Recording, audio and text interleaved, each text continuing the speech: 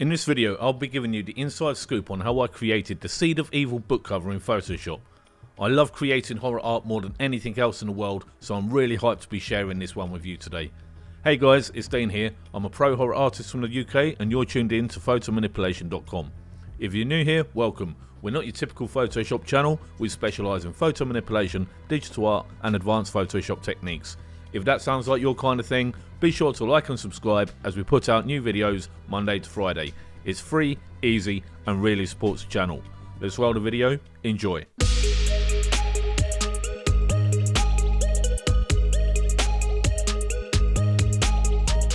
So before we kick into things, we're just going to let you know that this isn't a step-by-step hand-holding tutorial. This is more of an advanced walkthrough where I'll go over the main processes used to create this Seed of Evil book cover in Photoshop.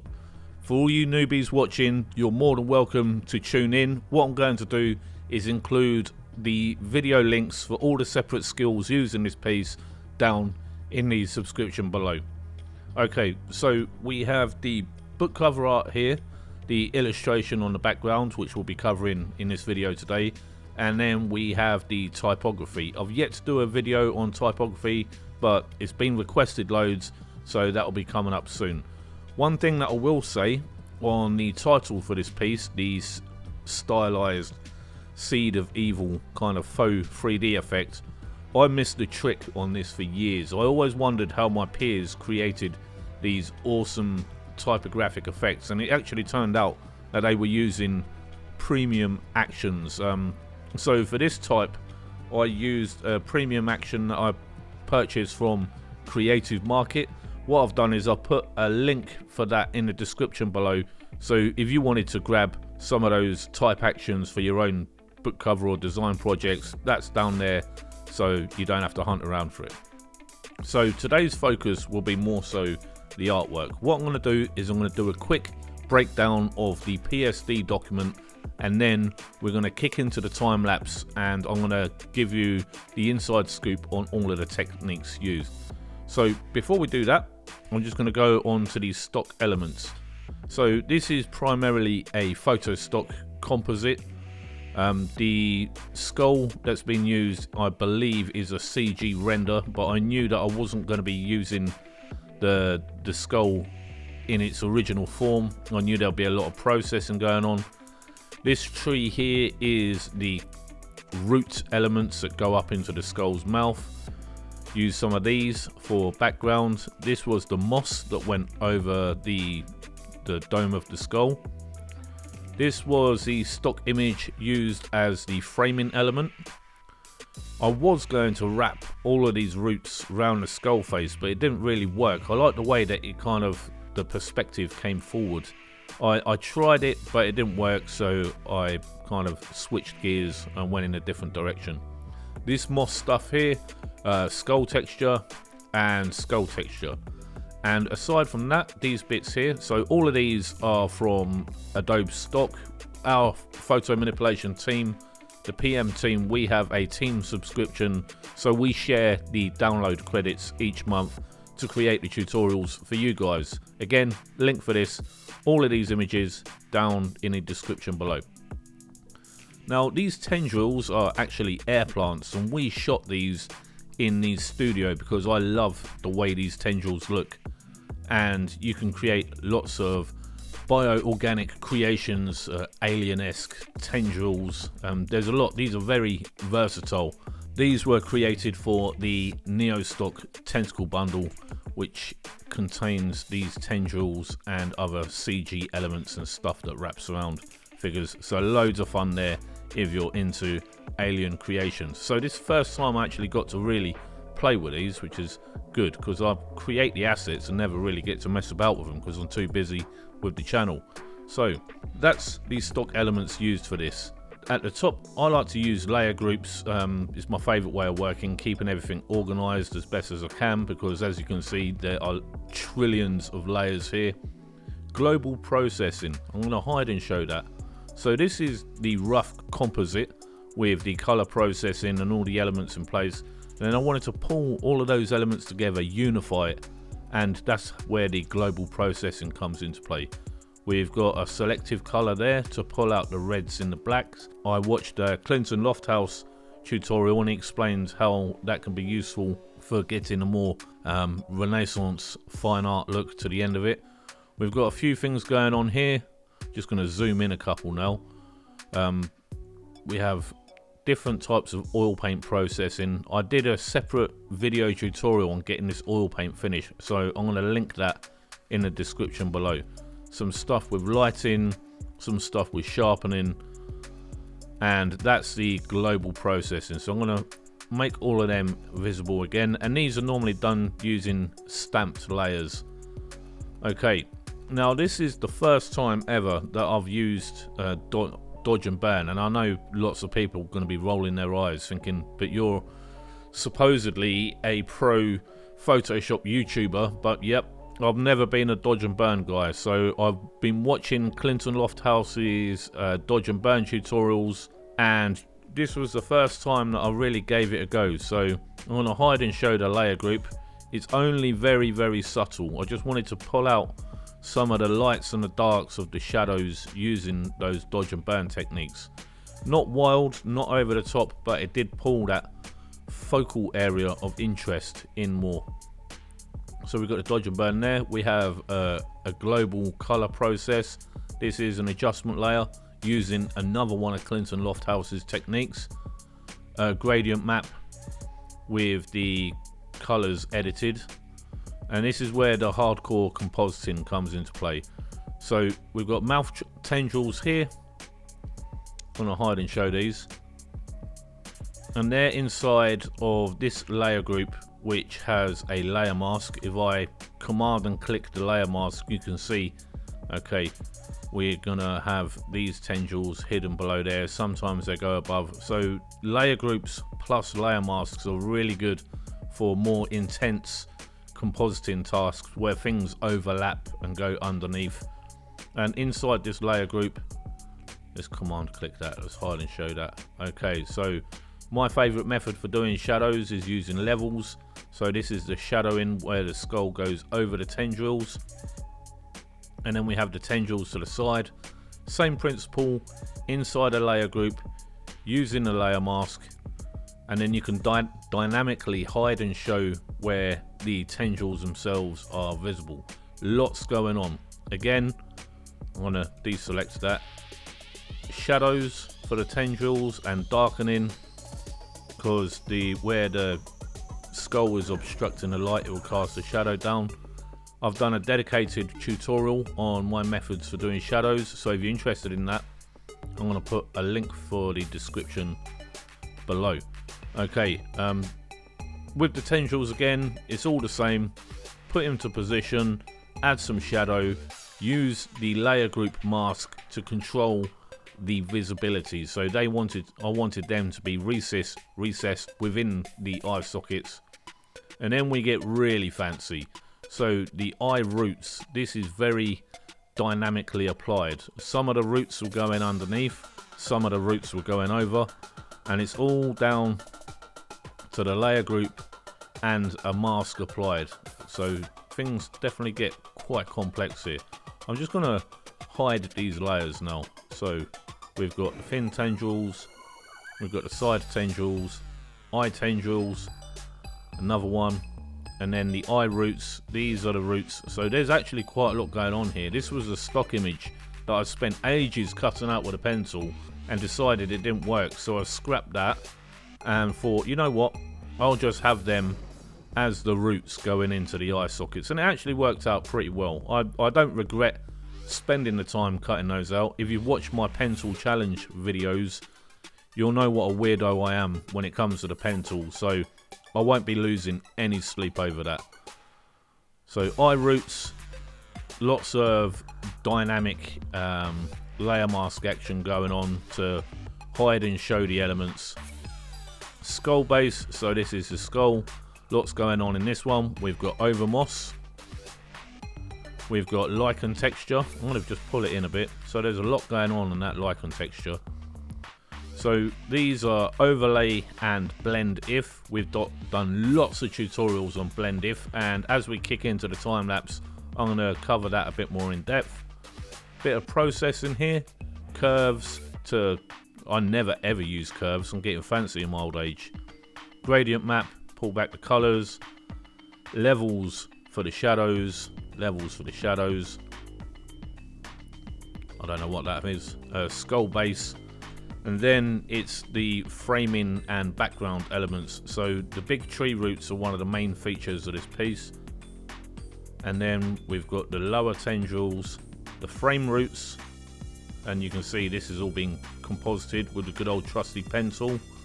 My work looks different because most people would not spend that amount of time cutting out loads of roots.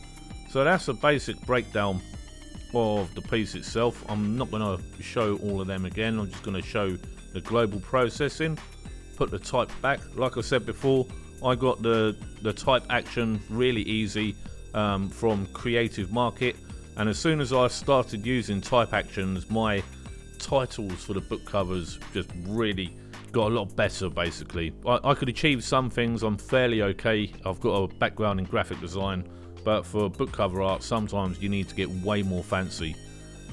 So that's that. So that's the breakdown out of the way. Now we're going to kick into the time lapse, and I'm going to run down and show you how each of these elements were done. Let's roll.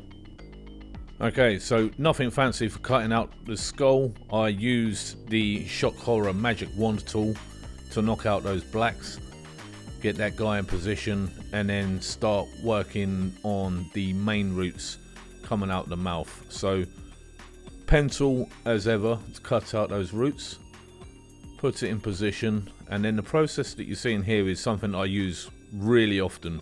I call them selection layers. So it's a new layer with a selection filled in white, usually created with the pen tool. So there you see the selection was created, and then that upper mouth mask was used as a selection for controlling the visibility of the roots, and you can see it in action here. So the opacity for the skull was taken down a bit, zoom in, and then using that selection and other selections being made, I wanted some of the roots showing, some of the roots to be hidden. So that's what you can see in action here. So another selection mask is being created for the roots that I'd like to appear over the bottom jaw, and then combined with that, the selection layer that was used for the top jaw was also used to hide the roots above. It's all quite complex, but you'll see it in action here. So that's the over roots being controlled, the visibility using the selection layer, and then the upper mouth mask was used to knock out all of the roots that appeared above the skull, and all of the layer mask action was happening on the skull layer group. This is the go-to, done a dedicated tutorial on this. This is creating shadows using a levels adjustment layer. It's non-destructive, so you can come back at any time and tweak the values if you like or dislike how it looks. You can always get back in there and retweak these sliders as you need. So that's the kind of main focal point of the image, the skull with the organic roots coming out of the mouth. Now for the framing element, what I do is I put this in position and then just tweak the kind of levels and contrasts of it to see how it looks. And for this one, I just really roughly made a layer mask just to see how it will look with that particular branch going over the front of the skull. Once I knew it looks cool and I liked it, I went ahead with the marathon task of cutting all of those roots out with the pencil.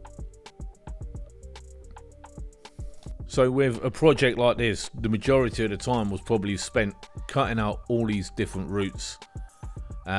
It's very time intensive, but it's a way that I've found to kind of stand out and create work that looks just a little bit different, and you'll find that's a running theme in all the stuff that I did.